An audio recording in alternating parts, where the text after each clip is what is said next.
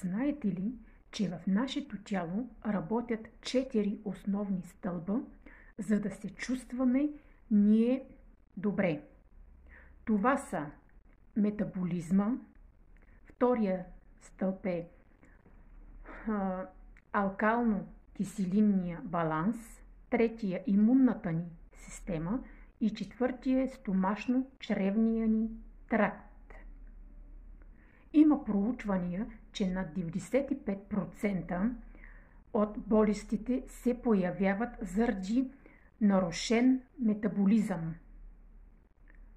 Ако обърнем внимание само на този стълб, здравето ни значително ще се подобри. Заболяванията са диабет, метаболитен блокаж, заболявания на черния дроб, на белия